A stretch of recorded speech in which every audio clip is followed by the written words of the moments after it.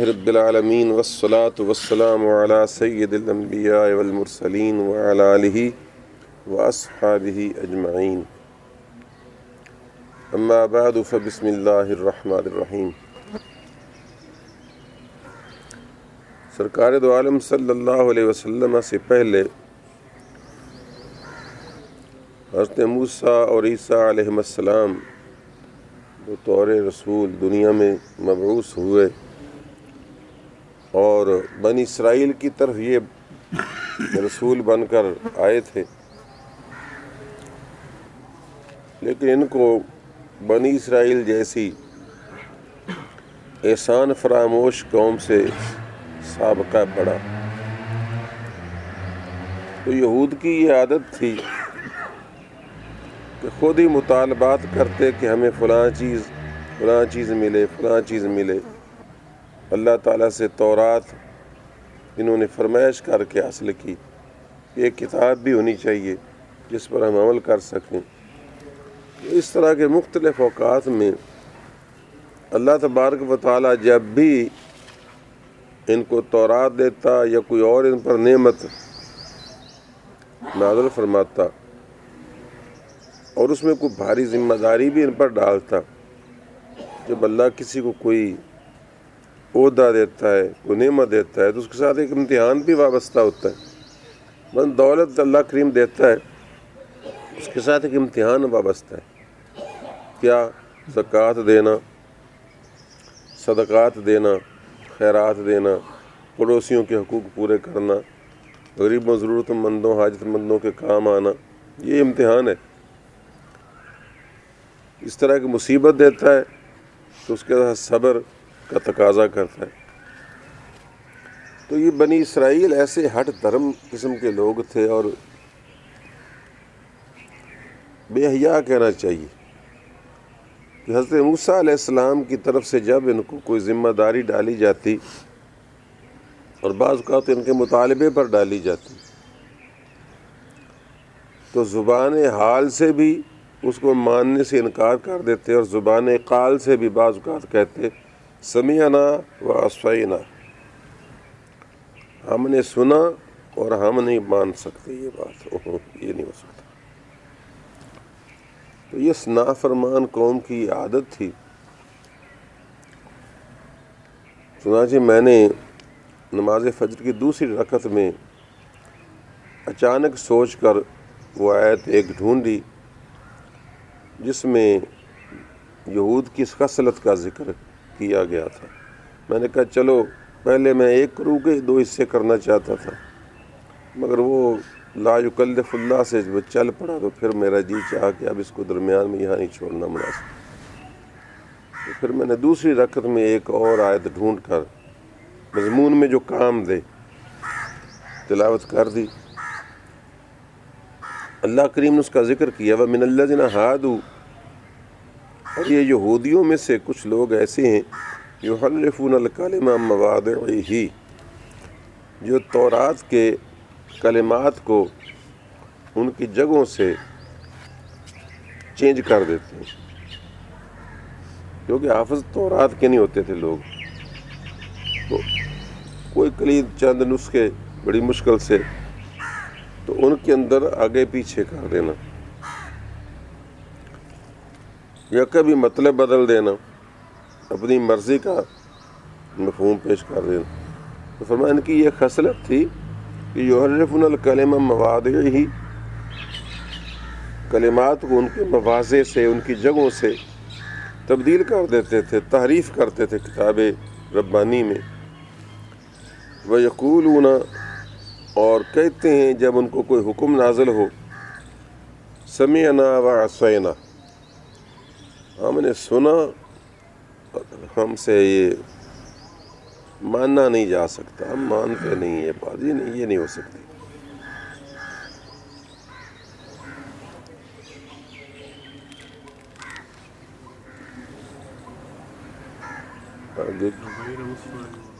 وَاسْمَعْ غَيْرَ مُسْمَعٍ، اور تو سن، ہمارا جواب اپنے نبی کو کہتے رسول کو کہتے یا کبھی حضور صلی اللہ علیہ وسلم کو بھی ایسی طرح کہہ دیتے، وسمع، ہاں آپ ہمارا جواب سن لیں، غیر مسمن، اللہ تجھ کو نہ سنائے، یہ ساتھ بددعائیہ کلمہ کہتے۔ جس طرح ہم کسی کو ملامت کرتے ہوئے کہہ دیں کہ سن میری، اللہ تین سن جوگا نہ رکھے، نہیں سمجھے، اس طرح بد دعا دیتے۔ وسمع غیر مسمع، سن ہماری، جواب سن ہمارا، تجھ کو نہ سنوایا جائے۔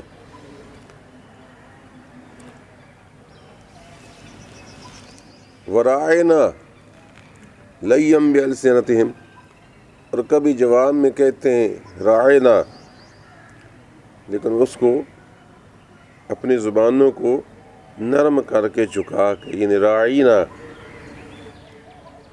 راعینا کی بجائے راعینا، یعنی جان بوجھ کر عین کو ساتھ زیر اور یہ دینے کی کوشش کرتے۔ یہ یہودیوں کی زبان میں ایک طرح کی گالی بنتی تھی۔ یا مفسرین کے ایک قول کے مطابق راعینا کا معنی بنتا ہے ہمارا چرواہا، ہمارا گڈریا، ہماری بکریاں چلانے والا، یعنی حضور صلی اللہ علیہ وسلم پر طعن کرتے۔ لیم بألسنتہم، اپنی زبانوں کو موڑ کر، وطعنا فی الدین، اور دین اسلام میں طعن کرتے ہوئے کہتے۔ فرمایا یہ ان کی عادت تھی۔ وَلَوْ أَنَّهُمْ قَالُوا سَمِعْنَا وَأَطَعْنَا، اور اگر ایسا ہوتا کہ وہ کہتے سمعنا وأطعنا، ہم نے سنا اور ہم نے اطاعت کی، واسمع وانظرنا، وسمع، اور ہماری عرض سنیے، وانظرنا، اور ہم پر نگاہ کرم فرمائیے، جس طرح صحابہ کرام کو سکھایا گیا تھا وہ کہتے تھے، لَكَانَ خَيْرًا لَهُمْ وَأَقْوَمَ، تو ان کے لیے کتنا بھلا ہوتا اور کتنی یہ مضبوط اور مستحکم بات ہوتی، قابل قدر بات ہوتی، لیکن ان کو یہ توفیق نہ ہوئی۔ وَلَكِنْ لَعَنَهُمُ اللَّهُ بِكُفْرِهِمْ، لیکن ان کے بس کی بات بھی نہیں ہے کہ اللہ تعالیٰ نے ان کے کفر کے سبب ان پر لعنت کر رکھی ہے، ان پر لعنت ڈال رکھی ہے، اور موسیٰ علیہ السلام کے زمانے سے ہی یہ ملعون قوم ہے، اللہ کی رحمت سے دور ہے۔ اب بھی یہودیوں کے حالات دیکھ لو، ہر جگہ سازشوں میں ان کا حصہ ہوتا ہے۔ وَلَكِنْ لَعَنَهُمُ اللَّهُ فَلَا يُؤْمِنُونَ إِلَّا قَلِيلًا، تو یہ ایمان نہیں لائیں گے مگر بہت کم، کوئی قلیل نصیب والا ان میں مومن ہو جائے، ان کی اکثریت ایمان لانے کی نہیں۔ تو یہ یہود کی عادت کا تذکرہ قرآن کریم میں یہاں بھی کیا گیا، اور بھی کئی مرتبہ یہ کہا گیا، کہیں موسیٰ علیہ السلام کے جواب میں کہا گیا، لیکن وہاں صرف مختصر ہے، سمعنا وعصینا واشربوا فی قلوبہم العجل، ان لوگوں نے کہا سمعنا وعصینا، ہم نے سن لیا لیکن ہم نہیں مان سکتے، واشربوا فی قلوبہم العجل، اور بچڑے کی محبت ان کے دلوں میں پیدا ہو گئی۔ تو اس طرح کہیں مختصر تھا، مگر مجھے چونکہ ایک پوری آیت درکار تھی تو میں نے وہ ڈھونڈی کہ تاکہ کچھ قرات ہو جائے۔ بہرحال آپ کو پتہ چل گیا یہود کی عادت کا کہ یہ لوگ سمعنا و عصینا کہتے تھے، سمعنا و اطعنا نہیں کہتے تھے۔ جب اللہ تبارک و تعالیٰ نے نبی کریم صلی اللہ علیہ وسلم کو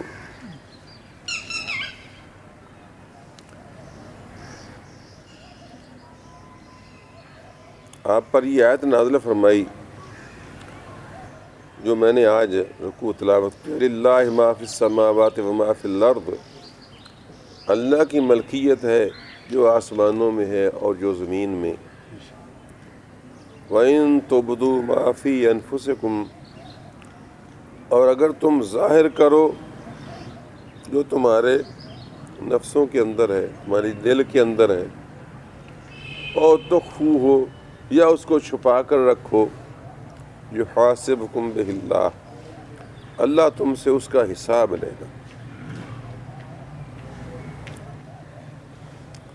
فیغفر لمن یشاء ویعذب من یشاء، بس بخشے گا جس کو چاہے گا اور عذاب دے گا جس کو چاہے گا. واللہ علی کل شیء قدیر، اور اللہ ہر شے پر قادر ہے. جب یہ آیت پاک نازل ہوئی تو بعض صحابہ کرام بڑے متفکر ہوئے، بلکہ سب ہی بڑے متفکر ہوئے کہ یار اللہ تعالیٰ فرماتا ہے کہ جو تمہارے دل میں ہے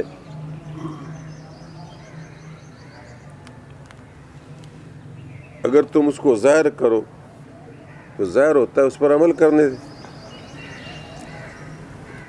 مثلاً دل میں ایک اچھا خیال آیا تو وہ تو چاہے دل میں رکھو پھر بھی اچھا ہے، اور اس پر عمل کرو پھر بھی اچھا، پھر اور اچھا ہے. مثلا خیال آ کہ نماز پڑھیں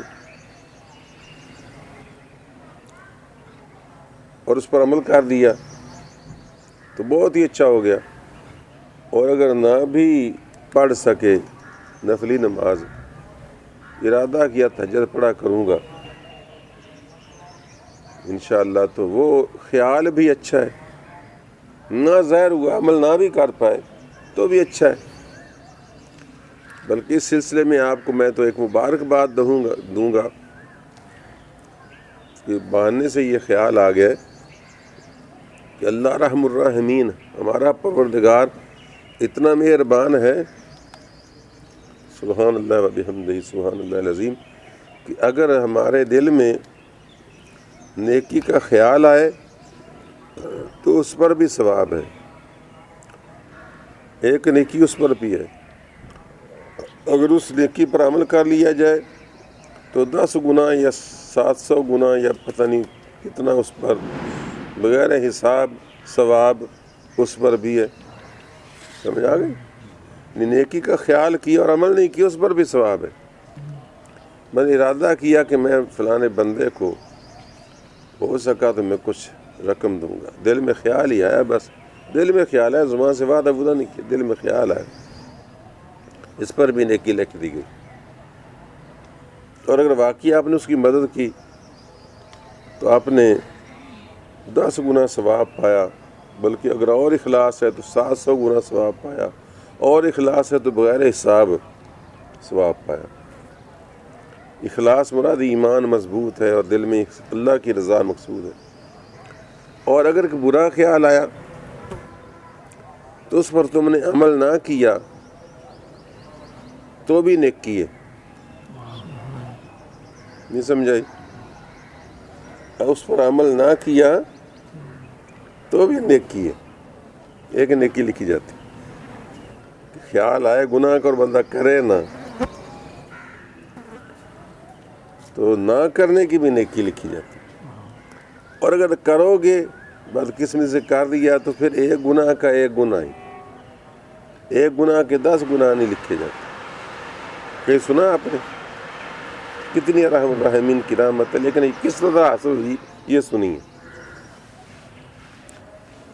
تو صحابہ کرام جب یہ آیت اتری جو تمہارے دل میں ہے اگر تم اس کو ظاہر کرو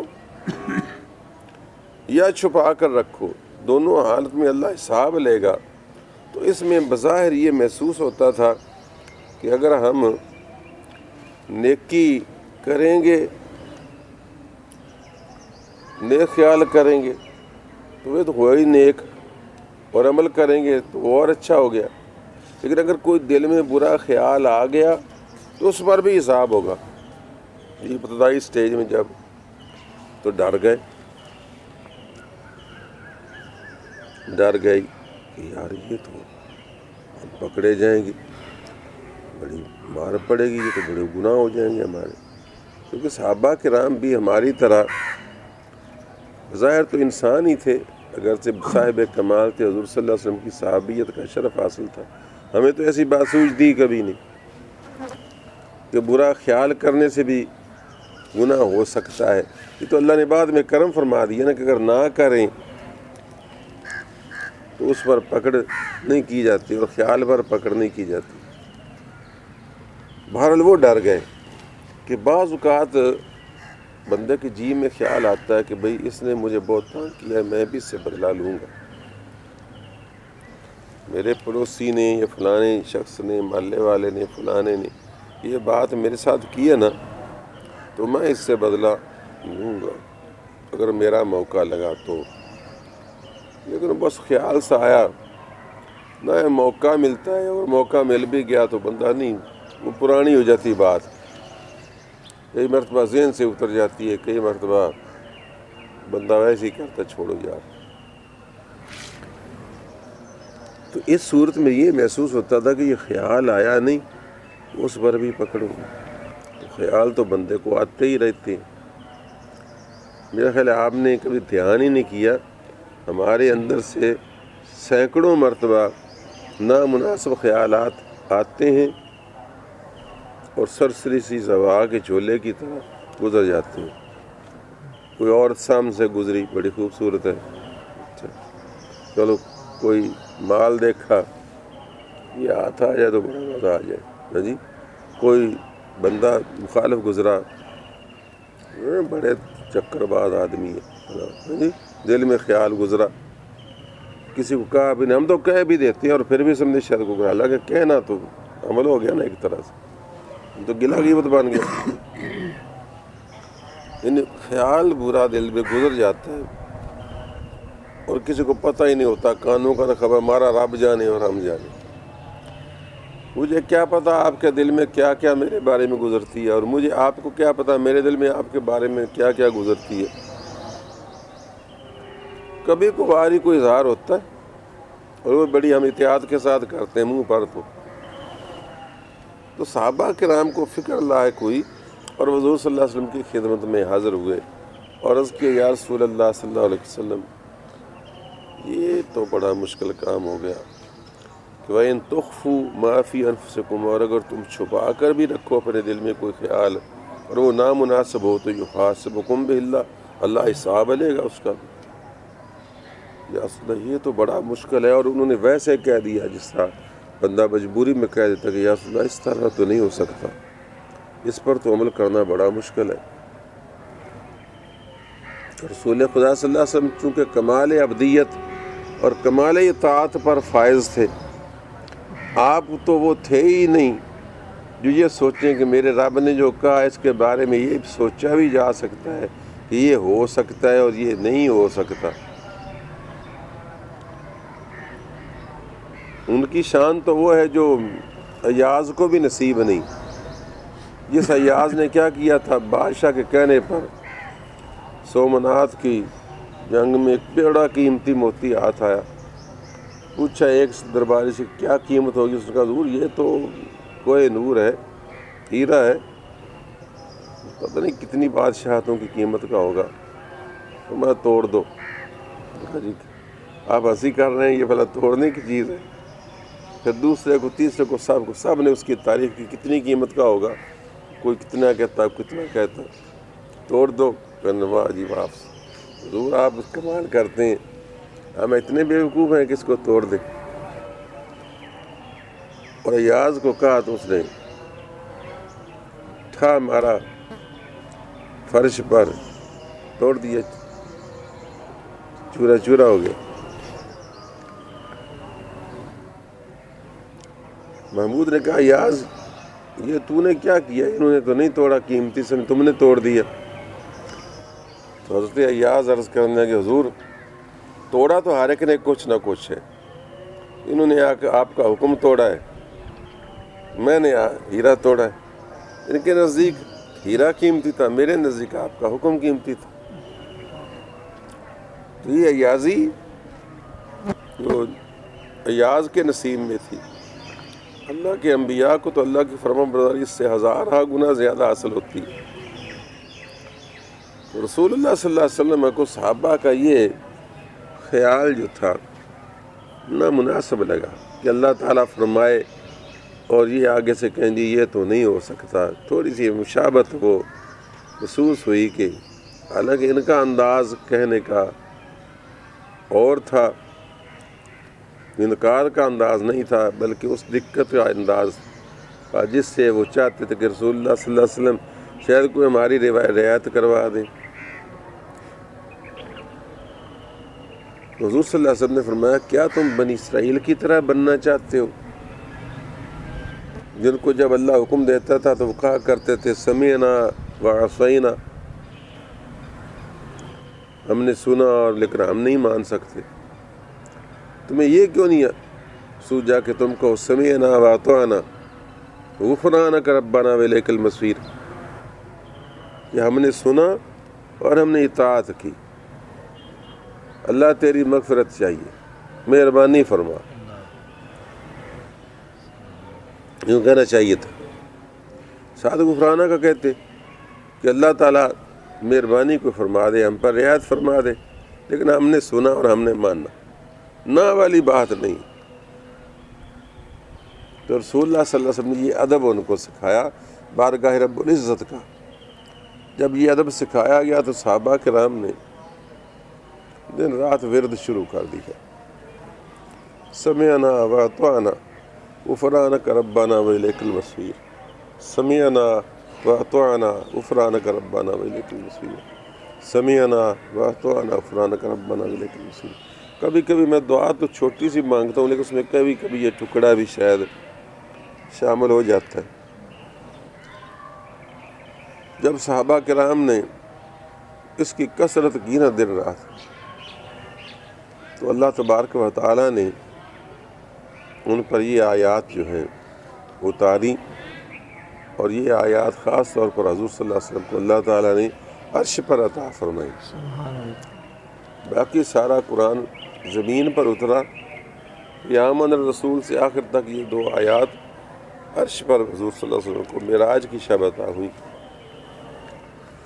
اللہ تعالیٰ نے خوش ہو کر فرمایا آمن الرسول، رسول بھی ایمان لایا، اس نے بھی مان لیا، بما انزل الیہ من ربہ، اس چیز کو جو اس پر اس کے رب کی طرف سے نازل کی گئی، والمومنون، اور ایمان والوں نے بھی مان لیا.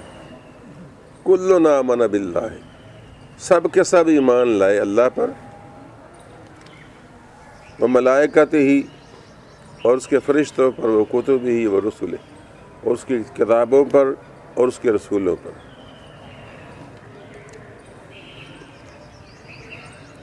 اور وہ کہتے ہیں لا نفرق بین احد من رسلہ، ہم رسولوں کے درمیان کسی قسم کی کوئی تفریق نہیں کرتے کہ یہودیوں کی طرح موسیٰ علیہ السلام کو تو ماننے لیکن عیسیٰ علیہ السلام کو نہ ماننے. مومنین ایسا نہیں کرتے کہ محمد رسول اللہ کو تو ماننے مگر موسیٰ علیہ السلام کو نہ ماننے، عیسیٰ علیہ السلام کو نہ ماننے، بلکہ ان کی یہ حالت ہے کہ کہتے ہیں لا نفرق بین احد من رسلہ، ہم اللہ کے رسولوں میں سے کسی کے درمیان تفریق نہیں کرتے کہ یہ تو نہیں اس کو چھوڑو جی اور یہ تو اس کو ہم قبول کرتے ہیں.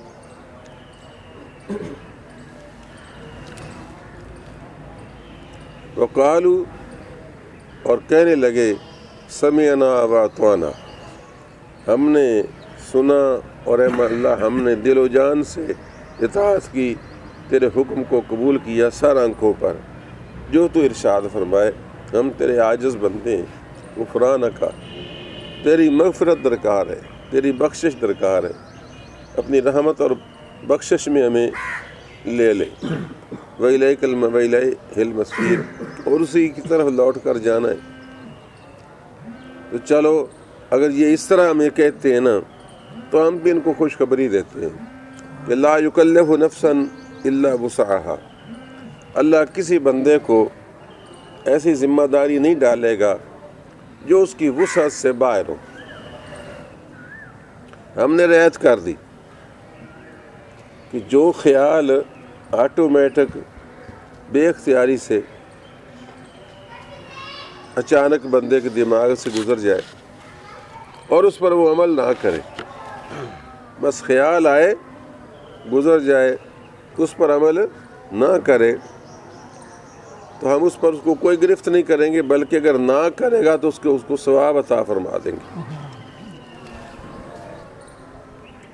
لہا ما کسبت وعلیہا ما اکتسبت، ہاں اپنے ہاتھ سے جو کر جائے گا، عمل کر دے گا، تو پھر اس عمل کرنے کا ثواب جو کرے گا اس کے فائدے کو بھی ہے، اور اگر وہ برا کرے گا تو وعلیہا، تو اس کے اوپر بھی ہے مکتسبت، جو وہ کسب کرے۔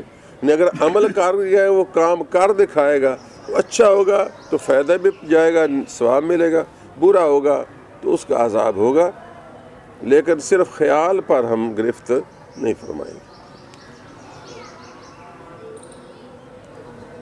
تو فرمایا ہاں یہ ضرور ہے کہ تم اللہ سے یوں بھی کہتے رہا کرو کہ ربنا، اے ہمارے پروردگار، لا تؤاخذنا، ہمیں مواخذہ نہ فرما، ہمیں پکڑ نہ کر، ان نسینا، اگر ہم بھول جائیں، بھول بھی معاف، او اخطانا، یا ہم خطا کر بیٹھیں بھول کر، تو وہ بھی معاف فرما دے، اس پر مواخذہ نہ فرما۔ ربنا ولا تحمل علینا اسرا، اور اے اللہ ہم پر ایسا بوجھ نہ ڈال، کما حملتہ علی الذین من قبلنا، جیسا کہ تو نے ہم سے پہلی قوموں پر ڈالا تھا، تو ان کو برے خیالوں پر بھی گرفت فرماتا تھا اللہ تعالیٰ، بلکہ ان کے گناہ بعض اوقات ان کے دروازوں پر لکھے جاتے تھے، اور اس طرح کی بڑی سخت بھی اللہ تعالیٰ کی طرف سے ان پر ذمہ داریاں ڈالی گئیں اور بوجھ ڈالے گئے، کیونکہ وہ ناشکرے تھے، اللہ سے اڑ پھنس کرتے تھے۔ اور میرے محبوب کے امتی چونکہ سرنڈر کر گئے اور میری رحمت کی طرف ہی رجوع کیا ہے، اور یوں بھی کہتے ہیں لا تؤاخذنا ان نسینا واخطانا ربنا ولا تحمل علینا اسرا کما حملتہ، اے اللہ ہم پر بھاری بوجھ نہ ڈال جس طرح تو نے ڈالا ہم سے پہلے لوگوں پر، ولا تحملنا ما لا طاقت لنا بہ، اور ہم سے وہ بوجھ نہ اٹھوا جو اٹھانے کی ہم میں طاقت نہیں۔ یعنی مطلب کیا؟ سونے سے تو مطلب سمجھ نہیں آئے گا، مطلب یہ ہوا کہ یہ خیال جو آ جائے کس کو بھی روکو تو یہ ایسا بوجھ ہے جو ہمارے جیسے کمزور انسانوں سے اٹھایا نہیں جائے گا۔ اے اللہ تو ہم سے وہ بوجھ نہ اٹھوا، مالا طاقت لنا بہ، جس کی طاقت ہم کو نہیں ہے۔ فاغفر لنا، پس ہم کو بخش دے، ورحمنا، اور ہم پر رحم فرما، انت مولانا، تو ہمارا مولا ہے، فانصرنا علی القوم الکافرین، اور کافروں کی قوم پر ہماری نصرت فرما۔ تو وہ یوں کہتے ہیں لہذا ہم نے بھی ان کے ساتھ وہی سلوک کیا، جن کو رعایت در رعایت دے دی اپنے پیارے محبوب کے سکھانے پر، انہوں نے جو نہ ورد کیا رب سمعنا واطعنا غفرانہ کا، تو ہم نے ان کے لیے یہ اپنی رحمت اور کرم اور مغفرت کی نوید نازل فرما دی۔ صلی اللہ تعالیٰ علی حبیبہ سیدنا محمد وعلی آلہ وصحبہ اجمعین۔